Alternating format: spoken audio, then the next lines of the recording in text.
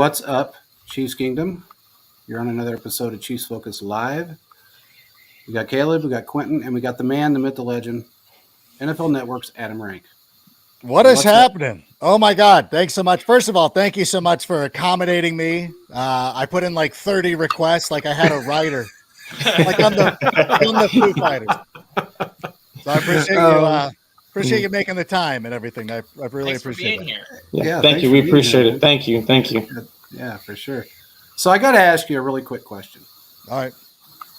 What the hell was your ranking last year with the Chiefs and the AFC West? I just want to know. I'm sure the fans want to know. 10 wins. Like I said, you guys were going to win with double-digit games.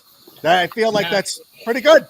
But you had us losing to the Broncos. You had us losing to the Chargers. You had us losing to all these teams that just got their butts kicked by us. Yeah, mistakes were made. No doubt about that.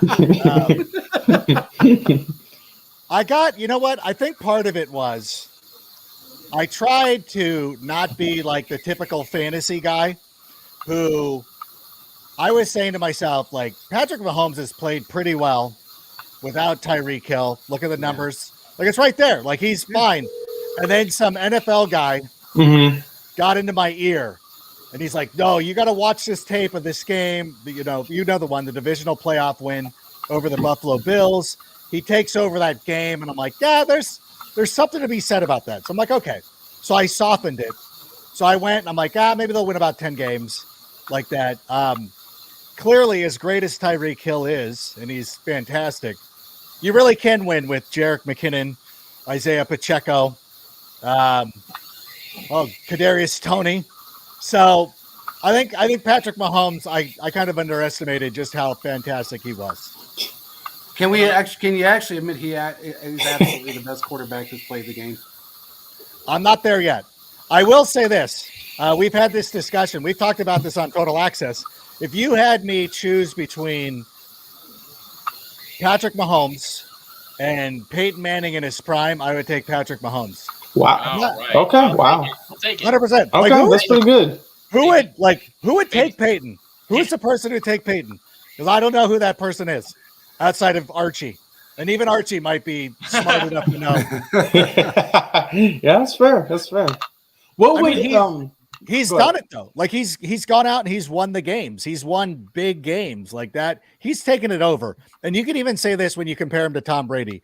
The first couple of years of Tom Brady was really Bill Belichick's defense carrying him. Yeah. Not carrying him. I mean, Tom Brady made the plays. He made the final drive against the St. Louis team. But ultimately, like that was a very good all-around football team. And not to take anything away from the Chiefs as an organization. But Patrick has been directly involved in winning all of these games. The first Super Bowl was practically all him. So I think I'm very comfortable saying, like, yeah, he's at least the second best quarterback of all time. Yeah. Who do you think's first? For a guy that's been in the league, been a starter for 5 years, for you to already bump him to number 2, I don't know about you guys. I can live with that. Well, you got to give him the time. I mean, you probably got Brady as number 1. Am I correct? I would say Brady number 1 at this. Okay. That's fair. Now let me ask you a really quick question. Is it though? Is it? I don't know. It's just a quick question. You said for the first couple of years that Belichick defense carried him.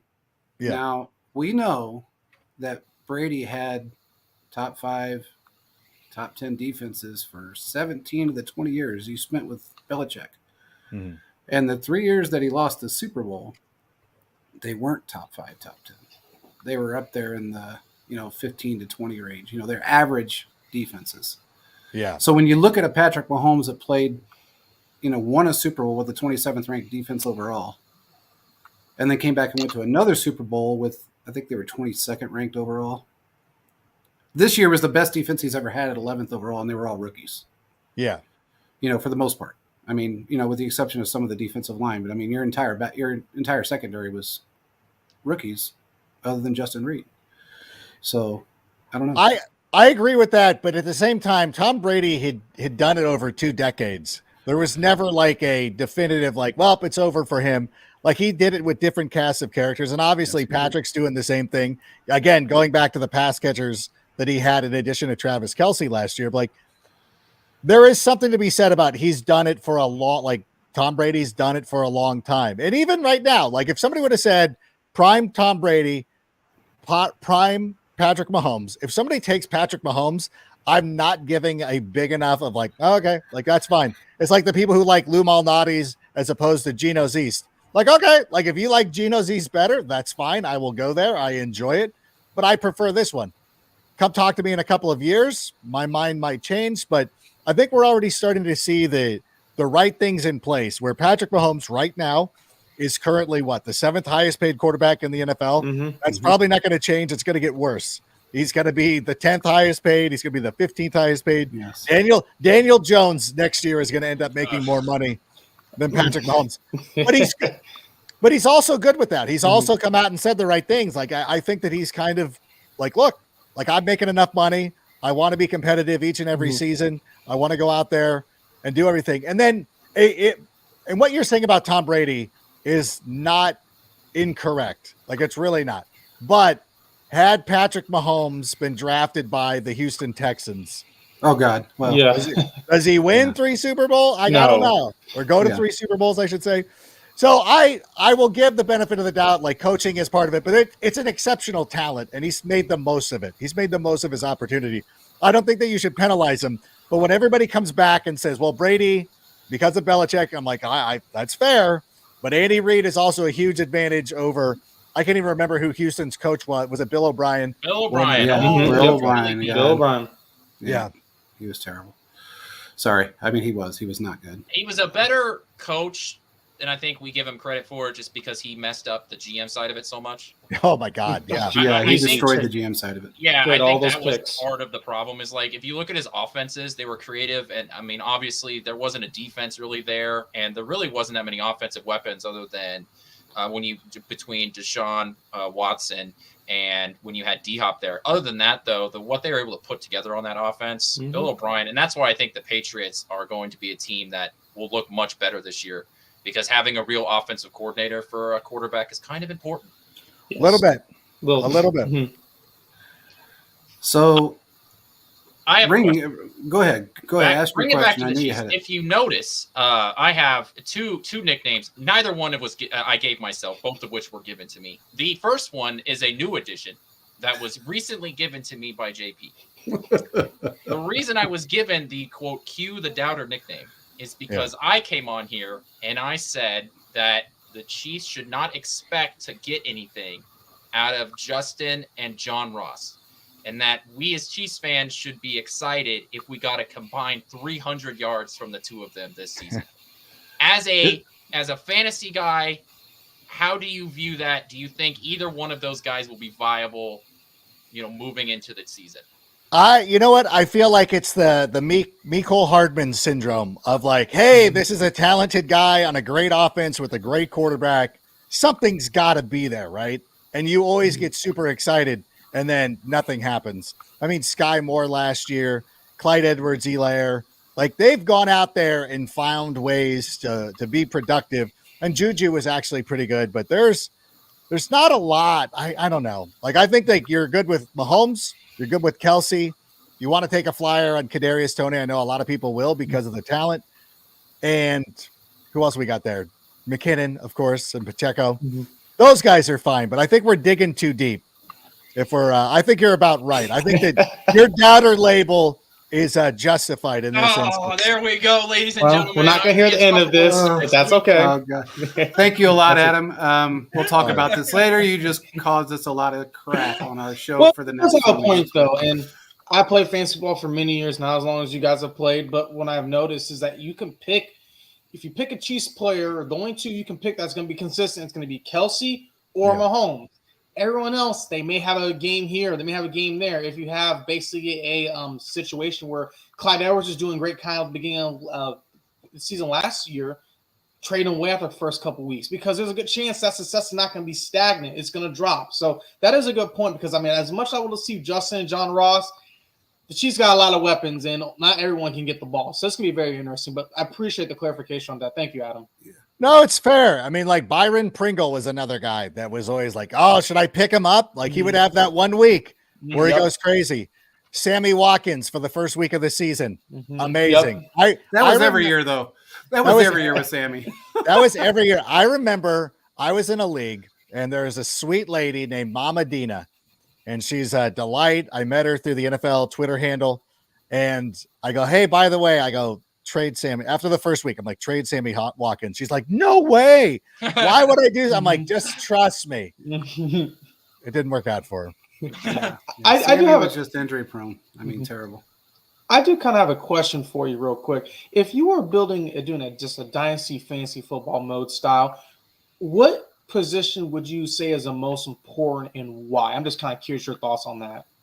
It really depends on your setup. Like I have a 2 quarterback. I'm in a league with Field Yates, Mike Golick Jr., JJ Zacharyson, Josh Norris, some of the field, Kyle Yates. So some like real good fantasy people. And it's a super flex league. And I made an error because I got Justin Herbert right out of the gate. I'm like, yeah, I'm set. And this was the year that Kyle Pitts was a rookie. So I took Kyle Pitts and I'm like, this will be good because I'll have like a version of Travis Kelce throughout the entirety of his career.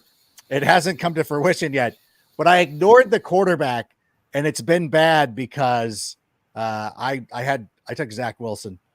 Yeah, that's not a good one. Zach Wilson and Tom Brady, neither of which are playing anymore. So now it's a 2 quarterback league. I think my next top quarterback is like Hendon Hooker. So I'm in a real bad way. So if you're playing super flex leagues, make sure you get the quarterbacks because they're the longest, they're the most sustainable. And even in your traditional, even if it's a 1 quarterback dynasty league, you forget how valuable a quarterback is. I think everybody who plays season long is now jaded. And I would implore anybody who plays fantasy football, even if you do a season long redraft league, do a 2 quarterback league. So you have to have at least 1 good quarterback because it's maddening. The guys who win streaming Jared Goff and all that. I mean, there's a skill to it and there is something to be said about it. Although last year in one of my second city league, I took Patrick Mahomes really early because I did that last year. well, you also have to know the scoring because I play in a league where quarterback scoring, it was heavily weighted. You got bonuses for yardage, you got bonuses for touchdowns. And I was saying that, with so many young people on defense, what was it? 7 rookies who started. Yeah. I said a team that I think could be in a lot of shootouts. I go, even if I think they win just 10 games, they're still a good team and they're going to be in every game that they play. I want Patrick Mahomes, and I'm hoping that he has to throw the ball 35 times a game, which was pretty close, even though they were winning a lot of games. He carried me. Like it was so amazing having him. So I felt bad that the Chiefs fans were always so mad at me. And I'm like, well, Patrick Mahomes is carrying me to my fantasy league championship, but okay. Like everybody be mad. It's all good. Hey, I got to tell you something. It's so comical because so many Chiefs fans, when we announced that you were coming on the show, you're right. They were mad. I mean, it was like, they're still mad. Sad. They're still mad about the 10-7 pick. I mean, they're still pissed off about that. And I mean, it's like, everybody has their picks and everybody has their, who's your favorite team? Who do you root for in general? I mean, who's your NFL team? Is this a joke? No, I can't see behind you. I can't see anything. There's a lot of Bears paraphernalia behind me. I can't see it. I'm sorry. Screens are small on my side. Notice his nickname. He's old. Yeah, I got you. I got you. Yeah, I'm a Bears fan, and it has. So people thought I was hating because of Matt Nagy, and I'm like, I'm not. I don't hate. Like, believe it or not, I don't hate Matt Nagy. I thought he was a nice guy. I thought he was. I liked his demeanor. I liked a lot of the things that he brought to the team, the clubhouse culture, and everything like that. I don't think he was very good as a head coach, but I still like him. Like my son is not great at soccer, but I still love him.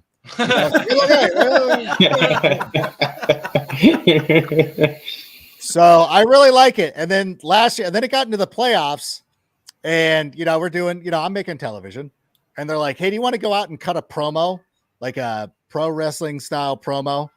Like pick up one of the underdogs. And I'm like, well, I'm going to do the Jags, and I'm going to make all these AEW references, which people loved and got behind. And so then we come to doing the game picks, and they're like, who you picking? They're like, I'm like, oh, I'm going to take the Chiefs. Like, you can't do that. Like after you hyped up the Jags, I'm like, yeah, I guess you're right. So I did go against them there. even though I kind of knew. It was closer than I I thought. remember that. Yeah. Believe me, I would have taken plenty of victory laps had the Jags pulled that off. I would be like, see, told you, told all of you.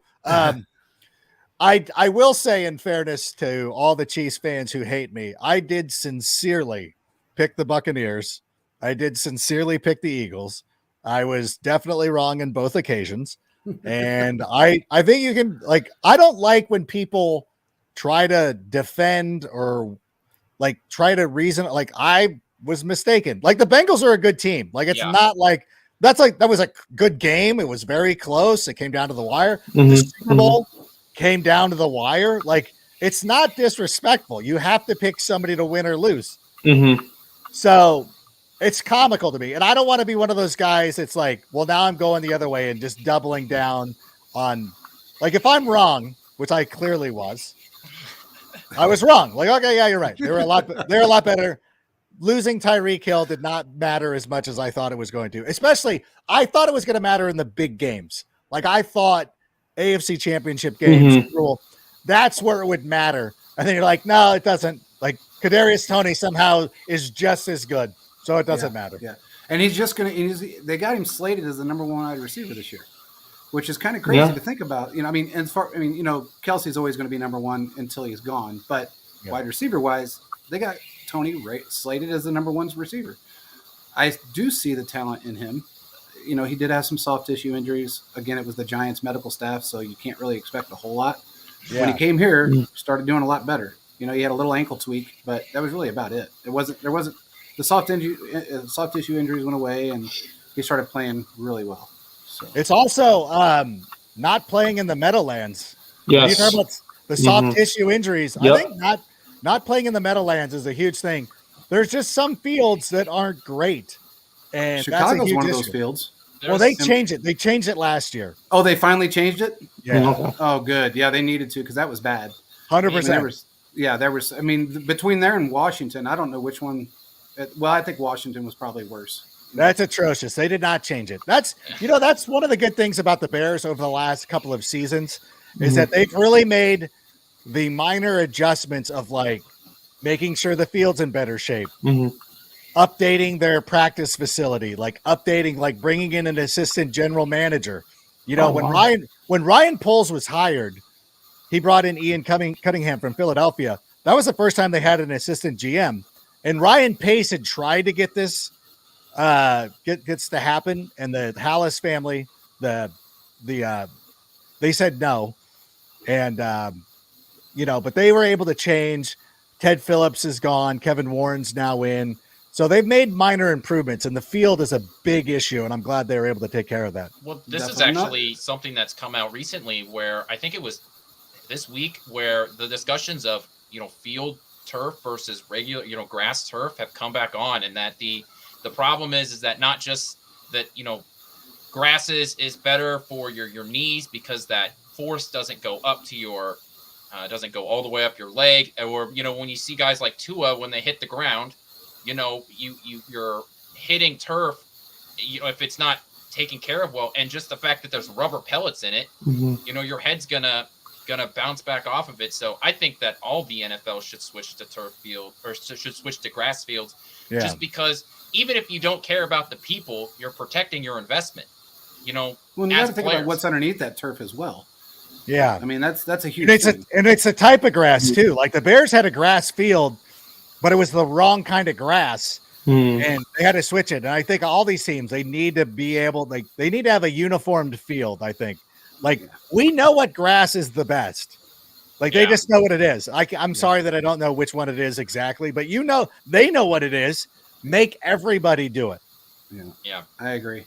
Now, quick question. You're talking about Chicago really quick, and Matt Nagy, because you brought that up. There was a little rumor going around, and I heard this numerous times. They lost a little bit of trust in him as far as the ownership GM situation. He wanted to make a trade with Kansas City for a certain player. We were going to give up, 2 players and a draft pick for one particular wide receiver, and the GM and ownership turned him down because they didn't have that trust in him to do that. Do you see any of that? Did you see any of that towards the second, third, maybe the third season that he was with Chicago? Do you see that trust factor being a problem? I don't think so because he was one of the ones who scouted Justin Fields and was in on that. And, they brought him in. It was weird the way that they used him in his rookie season, but he's been I think they trusted him. I think Ryan Pace was the one who was a little out of control with the moves that he was making. But Matt Nagy's always had a really good eye. Like he was the guy who, back in the draft with Mahomes and Trubisky and all those guys who liked Patrick Mahomes, who knew that Patrick Mahomes was the better player. And he wasn't with the Bears at that time. He was with Kansas City. Correct me if I'm wrong. But he knew. I think he has a pretty good eye for that stuff. I think he did have some trust.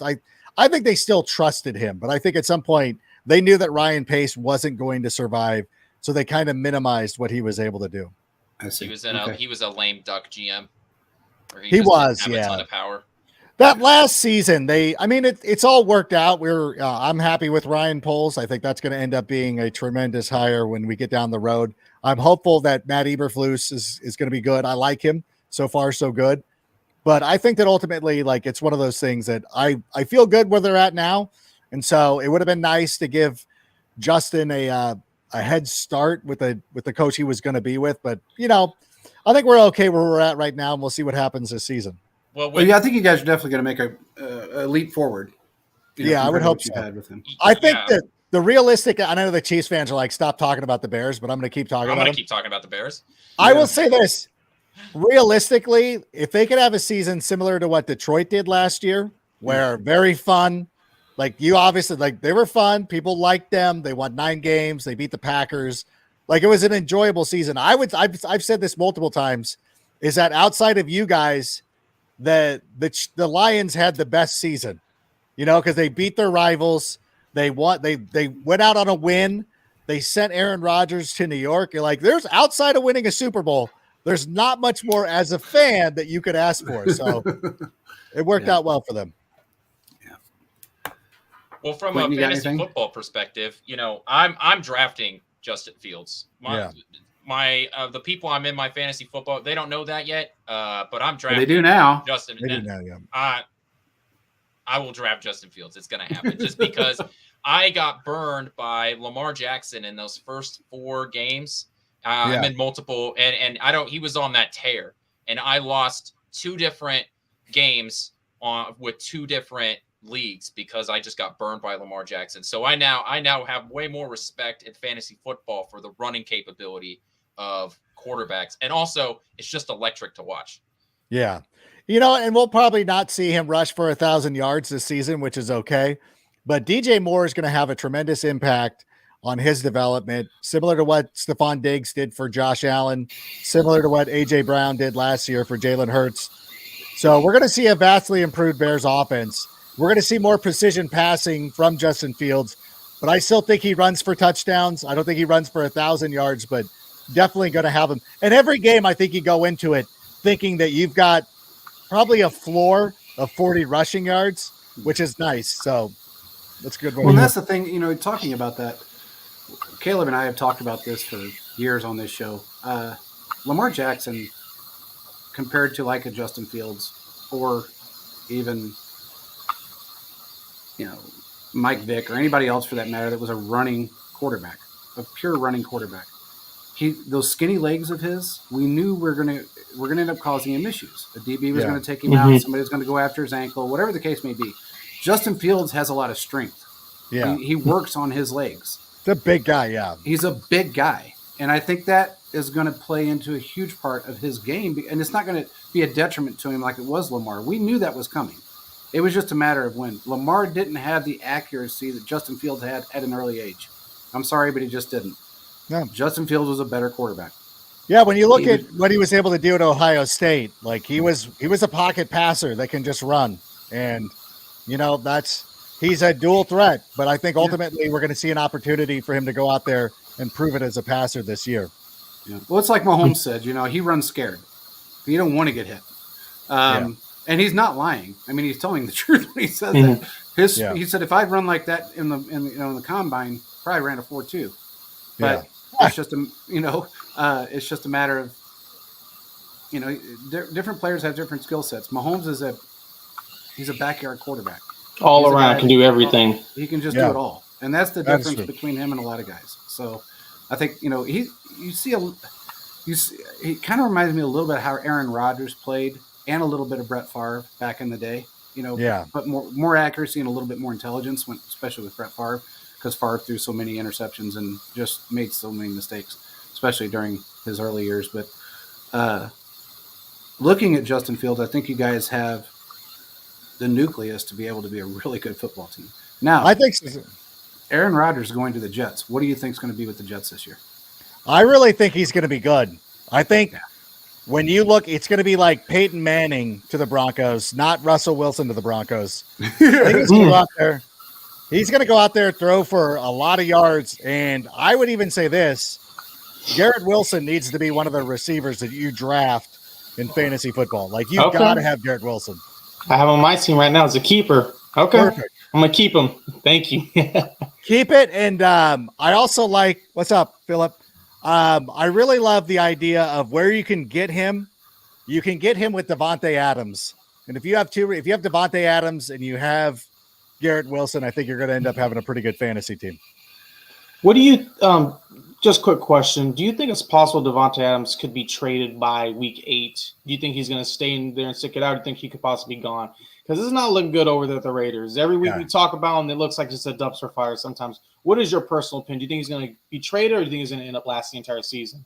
He'll end up being gone. I think that it's the Patriot way. Like, they get rid of everybody. Like, there's nobody sacred to the Patriots way of thinking. And I think Josh McDaniels has deluded himself enough to think that, this is the Raider, this is the Patriots West. And he's going to try to run his ball club the same way. Oh, and I think that's going to be the clip on this show. That is going to be the clip on this show, because I'm sorry, but I look, Josh McDaniels to me is not a great head coach. Hey, I don't think he ever has been. And I don't think ruined he's gonna, 2 AFC West teams. I love the man. Thank you. I mean, I got to tell you, I actually said on this show, if he falters again this year, he's gone this year. Oh yeah, he saved his job with that bullshit with Derek Carr. Excuse me. I mean, he actually did. I mean, he saved his job, and that's really kind of what his whole premise behind that was. I know they didn't want to pay him. I get that, but still, it's one of those things too. Like, I don't know if Tom Brady being there makes an impact, because obviously Tom Brady's got a history with Josh McDaniels. Mm-hmm. So maybe that would give him some extra time, but maybe I don't see him getting a big leash at all. No, not at all. I mean, it's just going to be a rough ride, I think, for him. And I don't see the upside to anything they've done so far. What do you think is going to happen with the Broncos this year? You think Russell Wilson's going to quit? I had a much better transition to that. Speaking of rough rides, let's move to Broncos country. Let's ride. But now you're just going to ruin all of that for me. Okay, well, go ahead. You use your little transition. Do you think, will you make the Broncos have double-digit wins again? I don't think so. If I'm thinking back to it, if not, maybe. Like, they'll be better. I think in the weeks when Nathaniel Hackett was fired, Russell Wilson played a lot better. I just don't think they're as talented as everybody thinks that they are. And I don't think their receivers are as great as everybody thinks that they are. I know Javonte Williams is still missing time, so they're decent. They're good. But the AFC is just loaded. Yeah. Oh, wait. Actually, you know what? Actually, I could tell you. Hold on. I got it right here. Where did I have it? What do I have for the Broncos? No, I have them at 9-8. Oh, okay. And you know what? That's perfect. That's perfect, because it leaves them from pick, 12 right before making the playoffs. So they're in perfect quarterback purgatory. And that's where Kansas City was stuck in a long time, because Kansas City was a lot like the Vikings now, where they just refused to lose, even though you knew their quarterback had a ceiling. And they never tanked. They always had either a really good defense or a really good offense. And outside of a few years, the Chiefs were always, depending on the strength of schedule, they were 9-7, or they were 12-4, and they would always get bumped out. So that's where I think the Broncos are probably going to end up being. But with how loaded the AFC is, I think that they're going to be on the lower side of that. Well, Tommy's got them at 8-9, so we'll see how that works out. I don't know. I don't see the Russell Wilson hype. It almost to me, and I said this on the show before, I think he had a lot of people fooled for many years. Yeah. I feel like that's where it kind of stands with him. It's almost, I look at Tom Brady and I think this, okay, he played in a terrible division for many years. He was guaranteed 6 wins a year no matter what. Except for Feels that Miami, way. for some reason, every once in a while they every get a once in a crazy while win. Miami they got a crazy win on him. But for the most part, he was in a terrible division for 19 years. As soon as that division started to get a little bit better with Josh Allen and Miami stepping up a little bit, then he goes to another terrible division. Yeah. And he looks like a god, you know. Russell Wilson, Russell Wilson wasn't able to do that. He went to a really tough division thinking he, with his, his personal chef, his masseuse, his own office, spinning in the middle of the field. I do everything 3 times, like throw 3 interceptions. I fall down 3 times. I do everything wrong 3 times. He proved to Wolverine me, blood. Yeah, he kind of proved to me that he was not what everybody assumed he was, and he fell off because he went to a team that wasn't catering to him. And Pete Carroll knew that. Everybody knows that. Pete Carroll wanted him gone prior, a few years prior. So there's no love lost between those 2 guys. And in fact, none at all. And you know that. I mean, when Denver played them, they didn't even speak. So they didn't even look at each other. While Pete was hugging everybody else that he knew, and vice versa, they didn't even go near each other. So I think Russell Wilson, he's got that Jay-Z mentality. He thinks he's a little bit of a diva. He's a lot of a diva. So I think that's hurting him in the long run, and it's proving a lot. It's proving a lot of people right. I mean, guys like that were doubters of Russell Wilson, now they're right. I mean, he was the doubter of all doubters, and he had him dead last year, which he was right. I thought the Raiders were going to be dead last year, and he had him dead last, and they were. So I don't know. Where do you see the AFC West this year? Now, obviously, I'm not going to make the same mistake of picking the Chiefs to be 10. But I mean, I think 13 wins is very reasonable. That's right. But I see both the Chargers and the Broncos as 9-win teams. I don't think Quentin Johnson's as good as everybody thinks that he is. I know that everybody loves. God, you're just agreeing with so many things that I have said. You guys should do a show together. Yeah. we got the Raiders with 4 wins, so I think I think this should be on the head there. Oh, I don't want them to be in the CJ Stroud game, but if any team can mess them up, it's Las Vegas.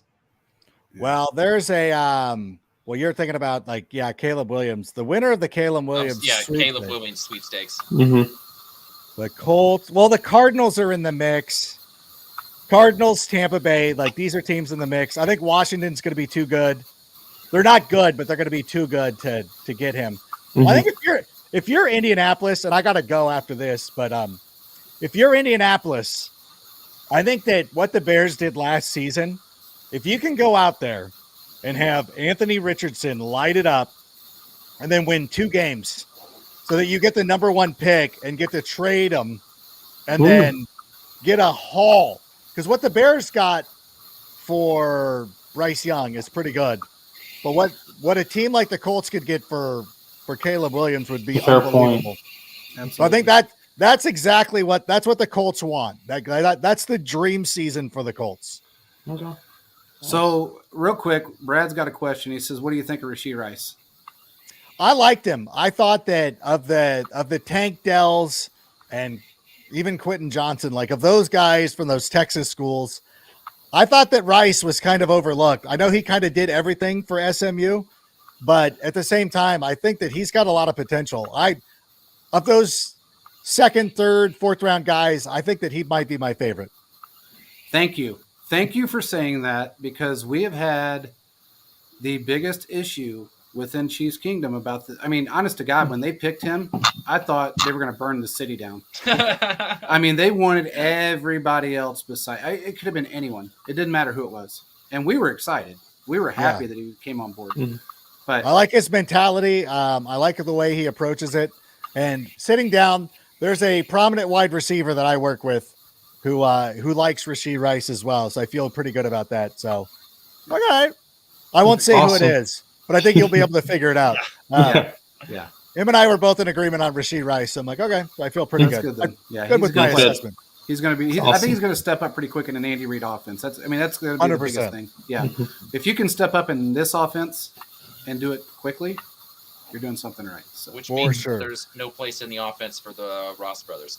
Right? Okay, so thanks for guy. being on, Adam. yeah, man, Appreciate it. Really Thank awesome. you. bro. Thank Appreciate you. you guys. No, I'm glad Hey, we were man. able to do it. Thanks for changing the time for me. Oh. Sorry to all the Chiefs regulars who don't like me for all the time that we spent talking about the Chicago Bears.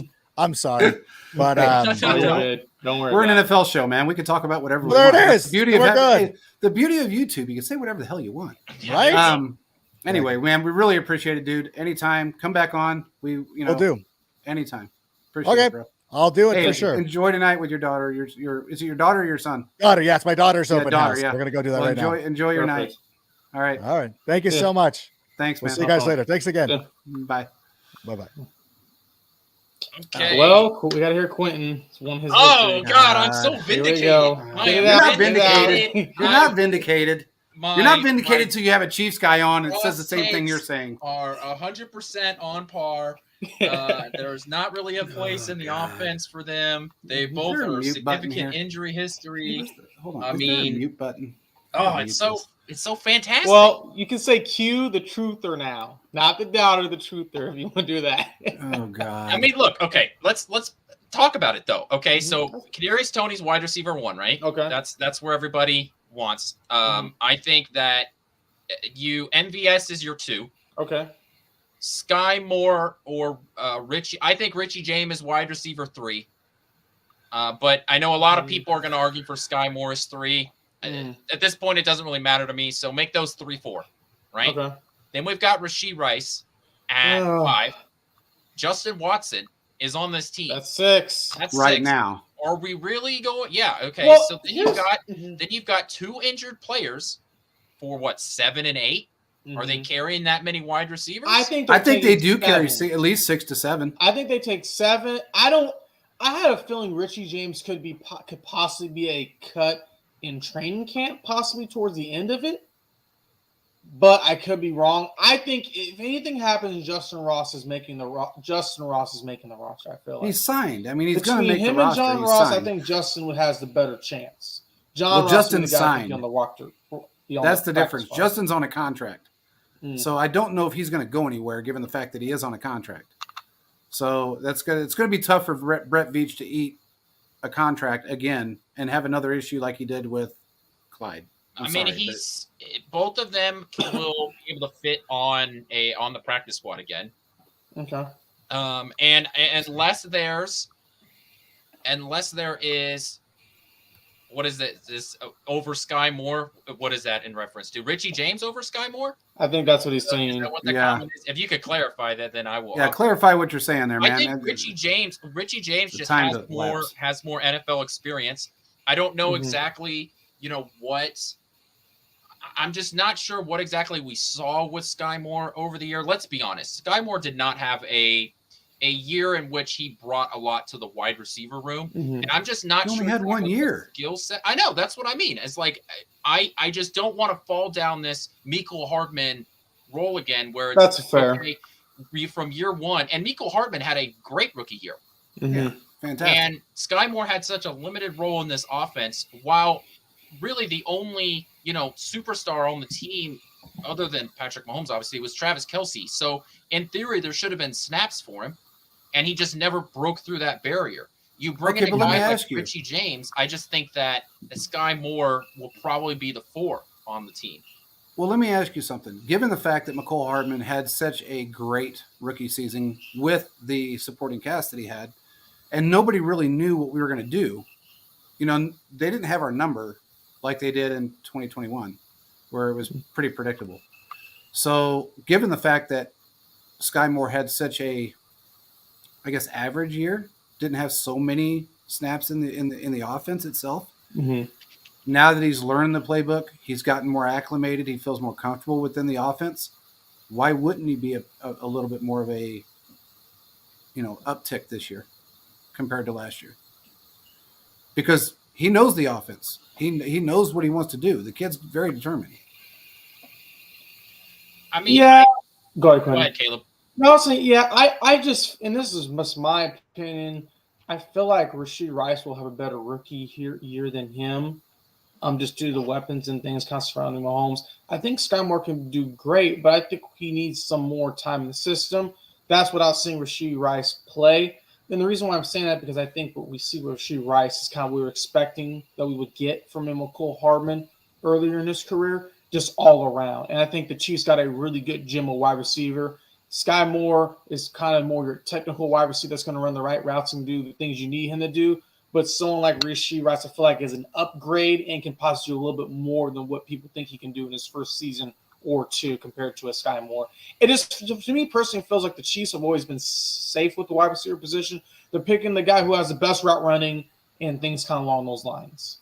Well, That's I will what say I've this. noticed over the time period with guys like Corner Powell, now Sky Moore, and that's kind of been the pattern. If they can do a good route running and kind of be in a complicated offense, in the college, they can translate that to NFL, they're at least going to get a shot. And that's how I see. That's what I feel like personally. Well, they are two different wide receivers as well. That's fair. I mean, Sky Moore's more of a small, speedy guy, where Rasheed Rice is definitely not. I mean, he's a big guy. He's a great route runner, but he's a very large guy that can really manhandle people. And I think that's where you're going to see Sky Moore excel in certain areas because we do have a fairly large wide receiver room. I mean, if you look at everybody we brought in, they're all pretty big guys. We don't have McCole Hardman anymore. We do have Sky Moore, which kind of took the place of him. You got Tony that is taller than Tyreek Hill, bigger than Tyreek Hill in a lot of ways, and plays as well. I mean, I think he's going to be phenomenal. I think he's going to be a big surprise to a lot of people this year, including the doubter up there. I think he's going to be it's the truther now. The truther. I think it's going to be a huge. It's going to be a huge uptick for him. I mean, I really do. I think he's going to freak a lot of people out this year. I just have that feeling. He's got balance, man. I mean, the guy's got so much balance. It's insane. He's very intelligent. I need to point out a flaw, not to specifically call out Tommy, but that's exactly what I'm going to do. Tommy said two things. One, he says, I think one of the Rosses will be a 4. I just think you're crazy if that. I just can't see that. I think there are just too many other roster spots dedicated to other guys that have been here. And then secondly, the part that I want to say that I think is flawed in terms of some of the Chiefs fandom logic, he says, I think Sky will replace Hardman in running the jet sweeps and deep middle of the field. How many guys do we have to do that? Because when Kadarius Toney was brought in, that's what was talked about Kadarius Toney. That was the reasoning behind the Kadarius Toney bring. It was like, wow, look at this guy. Look what he can do in the screen game and the jet sweeps and all that fun stuff. And then when you talk about the Rosses, what do people first bring up when they talk about the Rosses? They say he can go deep down the middle of the field and they could run the jet sweep. That's the justification for having both of those guys on the roster because of the potential in the jet sweep game and deep down the middle passes. So I'm just you can't. The Chiefs' offense is not just jet sweeps and 60-yard bombs. There's a lot in the middle, and I think Richie James actually takes a lot of that over the middle stuff. That's where I think he's valuable. He will get a lot of those Juju Smith-Schuster routes. I think that he's going to get a lot of those middle 5 to 7 yard routes. That's where he's valuable. No, I kind of do have a question. That's a great point, Quinn. Now, it's been reported, and you guys may have seen this or may not have seen this, that the Chiefs are still interested in getting a priority number 1 receiver. There are some teams out there that aren't good. Do you think they may make a move to get another number 1 wide receiver? Because if that happens, I feel like someone's getting kicked out at training camp. Do we even think a move could possibly happen? Because Brett Veach is always working. Whenever there's smoke, that means there's fire somewhere. So what is your guys' kind of overall opinion about that? I will say this. Because 2 players come to mind. Well, and there's 2 players that are, still in the mix. But if it's something that Veach can do, and it's not going to hurt the team, he will do it. And when I say that monetarily, okay, if they are a fit within the system and it doesn't hurt us monetarily, he's going to make that move. I wouldn't put any bank on that because, as we've seen, we can do it without a big name wide receiver. So a lot of it's going to depend on what happens in OTAs and in training camps. And when that comes about, you got guys that are out there that are still going to be available, then you may see a change. But right now, I wouldn't expect anything to happen right this minute. Well, the reason why, because this is the second offseason now where the Chiefs have been, quote-unquote, linked to number one wide receivers. Last year was A.J. Brown. The DeAndre Hopkins has been a huge thing people can talk about. And there's also Mike Evans came up, and there's another one I'm not going to say. We'll talk about that off the air. So, I mean, I feel like there's smoke, there's fire. Now, will it happen? Yeah. Okay, the A.J. Brown thing, I'm going to bring this up really quick because that was A.J. Brown's bullshit. That wasn't the Chiefs saying that. That was A.J. Brown saying, well, they reached out to my agent. Veach reaches out to every fucking player in the NFL if they're available. Just because he reached out to his agent doesn't mean – I mean, the conversation But he did inquire. He did try, though. He did try. But here's what he said. And if he would have said yes, you never know. Here's the conversation. Honest to God, this is exactly what I was told how it went, and I believe it. Okay, I was inquiring about A.J. Brown. What is he asking for? Oh, he wants $100+ million a year? Okay, we'll talk to you later. And that was the end of the conversation. It wasn't, okay, well, let's try to work this out. Let's negotiate. It wasn't anything like that. It was, he wants that much? Okay, yeah, no, sorry. We're not going that route for a wide receiver. If we were going to do that, we would have stuck with the bullshit and Tyreek Hill. We just went a different, What theoretically would they want to pay top to receiver if they were trade for one? Go by the market this year. I mean, the top player this year is $15 million, and it was freaking OBJ. So he was the highest 20 paid. Would be the cap probably. I wouldn't even go that high. 18. I mean, the market right Kansas now City is around 13 to 14 entire million. wide receiver one contract. No. If Kansas City gets a wide receiver one, they're coming in and they're doing an incentive-based deal out of a free agency. So if DeAndre Hopkins gets cut post June 1 and he'll come to Kansas City, it would be, if he comes to Kansas City, it would be an incentive-based deal based on receptions, yards, playoff team success, that sort of thing. And it would probably average, honestly, with everything together, would probably be about 12 to 13 million a year. And if they trade for a guy, whoever they're getting for, like, let's say hypothetically in a million years, or the NFL script writers have Devontae Adams being traded to Kansas City, that, yeah, I know. But the Raiders, if he does get dealt out before the season, the Raiders are going to have to eat a ton of that contract, because the way it works is that the more money a team takes on, the less valuable pick you get in return. So the Raiders would have to eat some of that in terms of in order to get any significant value for a guy like Devontae Adams. Now, back to defending myself, because the chat continues to just, come at me, which is fine. Brad, you're the doubter. It's going to happen. Justin Ross is T. Higgins. The key part of that is when healthy, and the guy hasn't been healthy for a significant amount of time. And so I'm just not exactly sure how much you can, come about that and really, work towards I'm that. changing your name again. I'm changing your name again. JP, to be fair, he had a pretty serious back injury. Who did? And it's been Justin Ross. Justin Ross. I'm talking about Tony. He just said Tony wasn't. He just said Tony wasn't. What? I'm talking about Justin Ross. Okay, but you said Tony wasn't. Okay. I'm reading Brad's comment. Justin Ross is T. Higgins when healthy. I don't know what you're talking about. Even Higgins said that. Yeah, but he literally, if you go to look at his splits on any website, Justin Ross doesn't have an NFL snap. He has no stats. I don't know what this guy is. We're basing Justin Ross off of 1 year in Clemson. Well, you're right about that, and I do agree with that. I'm going off of what you said about Tony. Okay, well, I just misspoke there. I was reading the comment about Justin Ross. Because I almost do something behind me, and I like this shit behind me, because Tony went from having nothing but soft tissue injuries to not having them, and then had an ankle tweak. Yeah, they kept him out on purpose, that he really wasn't injured. I think you're crazy if you think, in terms of Kadarius Toney, I think you're crazy if you think he plays north of 14 games this year. He's going to miss time. We got to put a bet on that. Oh, he's going to miss. Okay. He's going to have week 8 Tony's going to play 17 games, and then he's going to play in the Super Bowl. He's going to have a soft tissue injury, and he's going to pull a hamstring, and he's going to miss a game or two over the year. You're going to have a soft tissue injury. It's hard to play all 17 minutes, but if he does that, that is remarkable. I'm just saying, I just don't. A guy that has an injury history, especially, I know, obviously playing on grass is better than playing on a field. I think Adam was right.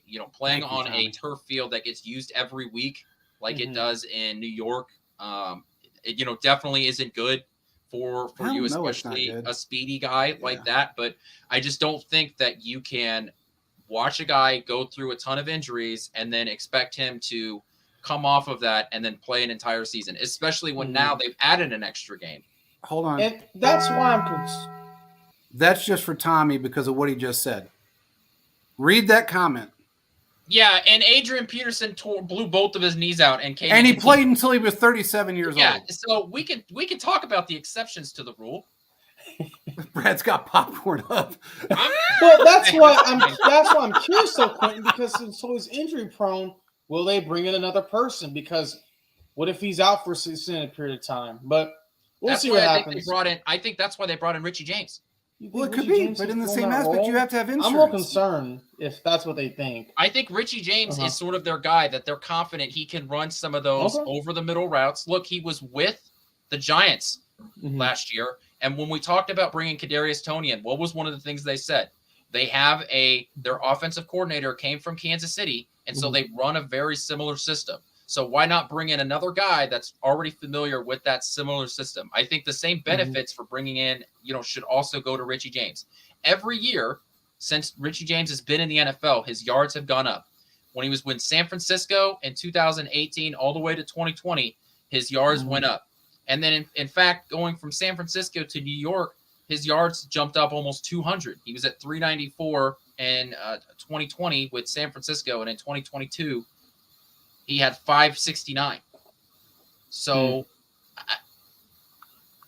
I just think that we're selling. I agree with you to some degree, but I will say this: you have to have depth, and you can bring especially with the way our offense is set up. You need the depth. Yeah, with all the injury-prone guys. It's not just injury prone. Anybody can get injured at any point, at any time. Anybody can be injured. I mean, we watched T. Higgins get injured. We watched what's his face, Jamar Chase get injured. We've seen a lot of guys get injured that are quote unquote elite wide receivers. In fact, I mean, let's go to Pacheco. The guy played with a torn labrum, and a broken hand, and he still played. My point is that if you have depth, quality depth, that you can get on the cheap, why not have it? Because anybody can get injured at any point. That's not my point. My point is you're mad about the roster. You're mad about the roster. The expectation for the Ross brothers, even the Rosses, I think they should just be very low, because it's not fair to put all these expectations on guys that are fifth or to seventh guys on the wide receiver depth chart. Justin Ross has no NFL stats, and we're basing his potential NFL success off of 1 year at Clemson. I agree with that. And then John Ross, who does have, once again, we are talking about a crazy athlete. That's why he stayed in the league. There obviously is potential there, but he missed an entire year. And, even when he's been on the field, he doesn't even have 1,000 yards for his career. And Every he was drafted system in is different, 2017. but every system is different. Tony didn't do very well with the Giants. I mean, there's a lot of guys that's the one thing that Veach preaches all the time is fitment system. If you fit within the system, you're going to succeed. And when you're with an Andy Reid system, you got a better chance of succeeding than not. We've seen a couple of wide receivers, maybe one really, if you really want to get into it, which is Cornell Powell, that didn't succeed. So far, everybody else has done fairly well. McCole Hardman did okay. He wasn't a bust. He did okay. He was still second to Tyreek Hill for 3 of his 4 years with our team, and then was injured. Again, I don't know if I can name 5 wide receivers that played in the league that didn't get injured at some point during their careers. So you got to have just quality depth, and you got to have that depth because of the 17-week schedule. I mean, you're talking about 20 games. If you're going to go to the Super Bowl, it's 20 games. So you need the depth. Yeah, I'm happy they're on the roster, I think that if they were to make it, then yeah, then I think the value is there. I mean, if either one of them comes out and proves me wrong, which I would be more than happy to admit on the show, if that happens, then great. That's great for Kansas City because obviously the value, you're buying low. You're buying penny stocks at this point, and you're turning around and selling That's off fair. Apple stock. I mean, that's Yeah, what you're would right. happen if it works out. But I just don't think that going into training camp, OTAs, we see these guys running around in shorts and catching balls. Well, John and Justin Ross better look good running around in shorts because their whole thing is that they're fast and speedy. If you don't look good running around in shorts, then we've got way more problems. Well, let's see what happens when they go full pads and when they're simulating games. That's when we'll know how well they do, because our defense doesn't just hold off on them. I mean, they put the screws to them to see if they can hold up, and that's the one thing Andy wants. That's part of his regime. And when they go full pads and they put the screws to them, we'll see if they can hold up. I mean, training camp injuries happen all the time. If it's going to happen, it's going to happen in training camp pretty early, especially with Justin, I think. Yeah, and Brad, you're right. Tyreek did have his injuries. I mean, yeah, that's why I'm saying Kadarius Toney's going to have his injuries. Okay, but Tyreek, the difference between him and Tyreek, I can tell you now, Tyreek spent every day in the offseason running hills. He ran every step at Arrowhead Stadium for 7 hours a day. He took 30-second breaks between running the damn steps in the bleachers at Arrowhead and ran every one of them all day, every day. When you stretch your muscles to that point to try to be the fastest guy in the NFL, to try to do this, try to do that, you're going to get hamstring injuries. You're going to get muscle tears. Tony doesn't do that.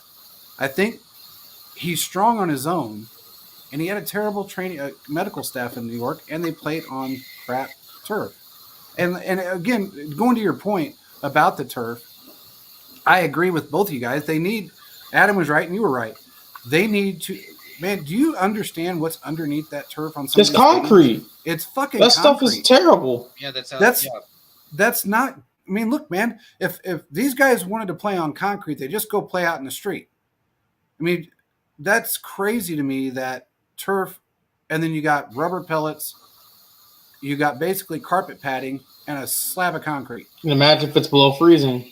Yeah, exactly. I mean, that's, to me, it's stupidity on the NFL's part to go cheap that way. Now, here's another thing. Turf that's outside, that say it's baked in the sun for a while, and I don't know. I mean, anybody that's lived in a hot state, Jared would know this. I know this. Turf sucks. I don't give a shit what kind of turf it is. If it's 95 degrees outside, the turf's 140. Kids have burned their feet. Dogs can't even walk outside on turf in Vegas. Can't walk outside. It will roast their feet. Ooh. So you can just imagine what it feels like as an NFL player. Say if you're in Arizona, or not Arizona, but give me another hot state that has turf. Well, even California has California. Turf. California gets hot as hell. It's 105 degrees sometimes, just like it is here. Can you imagine an NFL player sliding down on his arms or on his elbows or on his stomach and his shirt slides up and he gets burned on that fucking turf? That shit's not no joke, man. I don't understand the concept behind it. I never have, and I never will. That's why Clark Hunt, when they brought it to him, well, actually it was Lamar, when they started putting turf in back in the day, said, hell no. I'm not putting my players to that hell. I'm not doing that. Even if I was to put a dome over this, I'm not doing it. Because it's terrible on you. Yeah, You've got to have that nice soft dirt underneath you to land on, man. It just is what it is. It's crazy to me, but whatever. Yeah, one more thing on the wide receiver point. Philip put a good comment in the chat. Yes, Richie James did miss a year. That's why he only played 3 years with San Francisco. He missed his last year before he signed that prove-it deal with the Giants. But we saw him come back from that. So that, there is some evidence of them coming back from that. In terms of John Ross continues to miss a significant amount of times. The most targets he's got in his career came in 2018, where he had 58 targets on the year. He played in 13 games that year. That is the most that he's done. Who did he come from now again?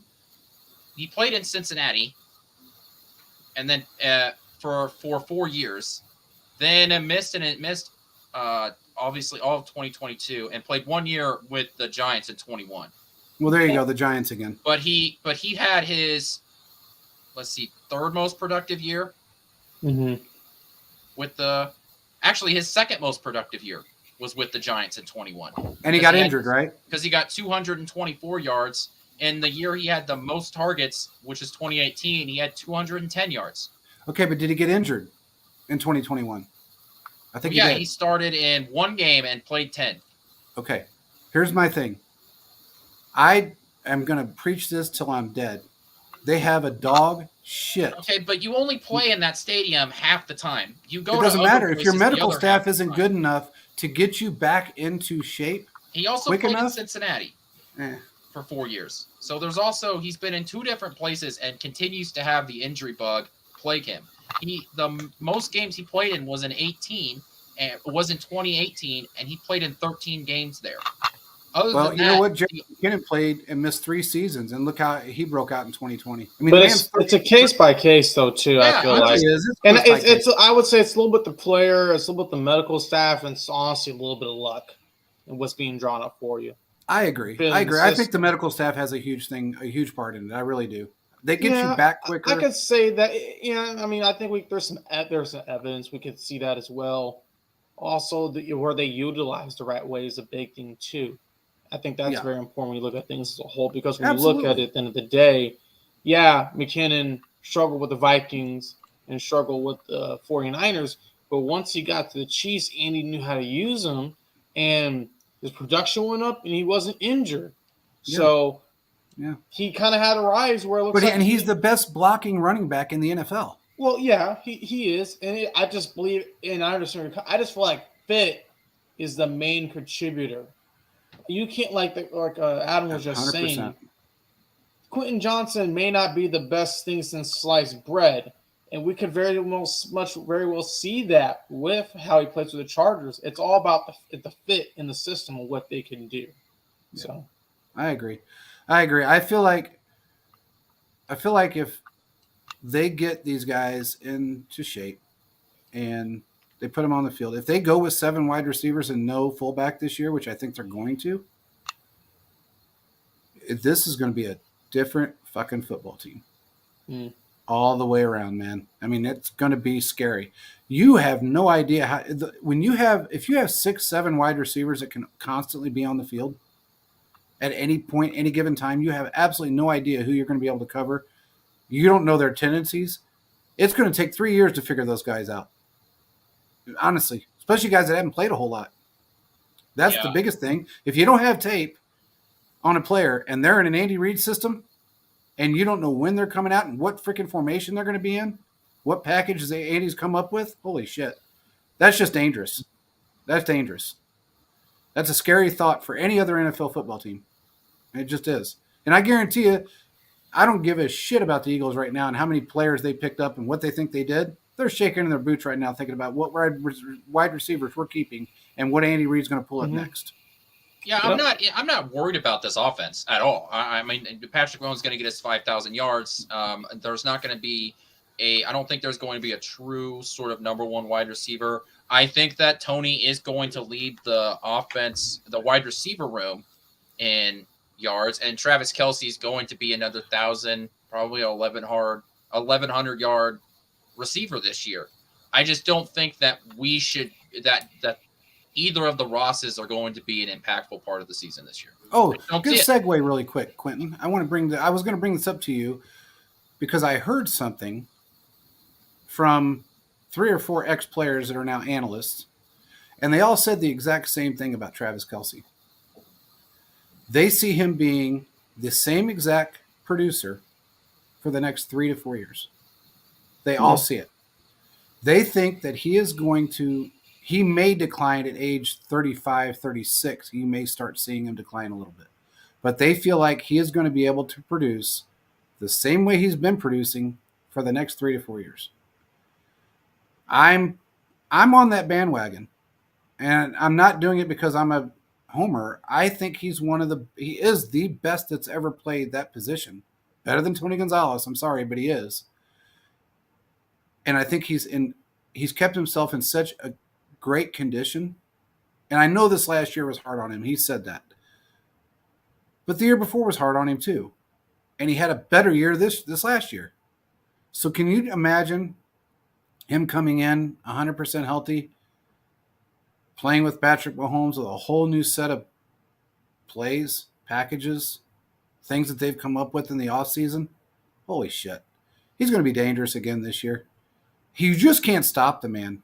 I mean, nobody knows how to block him. They triple cover that dude, and he still comes out on top. Yeah,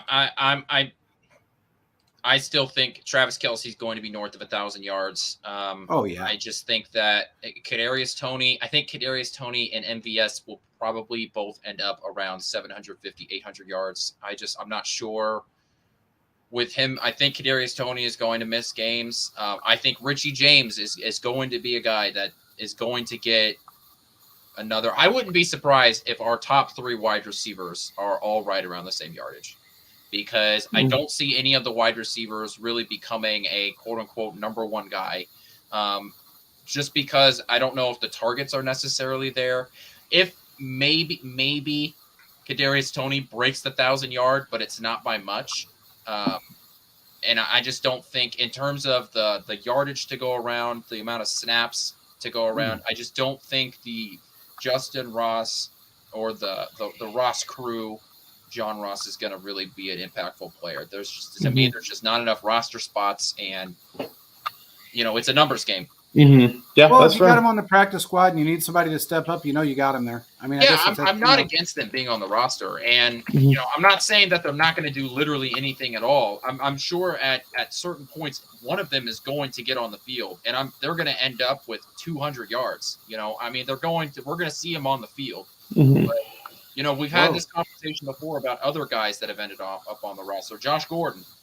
Josh Gordon. Yeah. To come to the roster.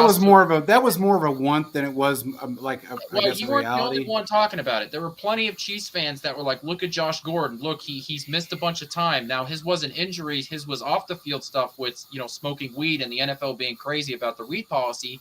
But he was a guy that had missed significant time in the NFL, and even though you saw him run well in shorts and he was making great catches with those gloves on in training camp and practicing with Mahomes, and then when it came to be on the field, he never produced. But he came back at 31 years old too. There's a big difference between him and a 21-year-old. So I guess that to me that is. But with us, I feel like Caleb and I both were just praying that he did well. We both thought. Well, I thought there was an opportunity, but what it came down to, obviously, he wasn't. At the end of the day, it just kind of showed him being out in the NFL for a while. And yeah, you can be all cut and stuff. He just, where we expected him to succeed, it really just did not happen. And ultimately, that's kind of why the Chiefs just kind of let it go. I mean, when he's retired now, talent, it is what it is. You got to do what's best for the team, and and he's retired now. He's happy with what he got. Well, he was playing in the XFL, so yeah, he's he in may the get another XFL. shot. The he's team in will the probably XFL. take a chance on him. Yeah, but it's just one of them things where younger and better is just what they're going to go for. Hey, by the way, who was it that just got picked up from the XFL and went? Was it the Raiders that picked somebody up, or somebody? I'm not for sure. Several players have been picked over the last couple of days. So. Yeah, there was somebody a fairly good. Was it a running back or a wide receiver? I can't remember. One of them from actually the Vegas team got picked up, and I was actually rooting for him because he's really good. He's like 26 years old, never really got a shot in the NFL, went to the XFL, played his ass off, and now he's picked up. And I think that's happened to a couple of players. I mean, that's happened to Taylor Heineke. Yep. Heineke. Yeah. For the Commanders. Yeah. Yeah, I can't. If I keep reading these chats, I'm gonna get in trouble. Rashid Rice is not gonna be the number 2. We might need to shut it down. And if I give my take on Shamari Connor and L'Jarius Sneed, people are just gonna come find me. So I'm not. We could say that for next Tuesday. We could do Hot Take Tuesday, Quentin. Yeah, I'm already in a mood. So, okay. Well, thanks for Adam for being on here. That was awesome. Man, that was a blast. I mean, it was nice of him to come on. And hey, man, at least he. I like the fact that he wasn't the Ryan Clarks of the world. Okay, he knows he made a mistake. He owned up to it. He's a very nice guy. He really is. You can tell he's a nice guy. He knows what he's talking about. And he owned up to his mistake. Now, if we had Ryan Clark on the show, holy shit. Look how that would have worked out. I mean, he would have been throwing shit at his own damn computer because we raved him so much. And I would have reamed him a hell of a lot more. I thought I was going to ream Adam, but he turned out to be such a damn nice guy. I couldn't do it. Man. It was nice to have him on. I think it was cool that he, jumped on, and we're gonna have. We actually, by the way, everybody, next Tuesday, is that the 31st? Yes, I believe so. Next Tuesday, we got a former NFL player coming on. The 31st is Wednesday. Okay, then it's the Tuesday, the 30th. Yeah, the 30th. He's coming on the 30th. Very cool guy. Wait a minute, is it Tuesday or Thursday that he was coming on? I can't remember. I gotta call him.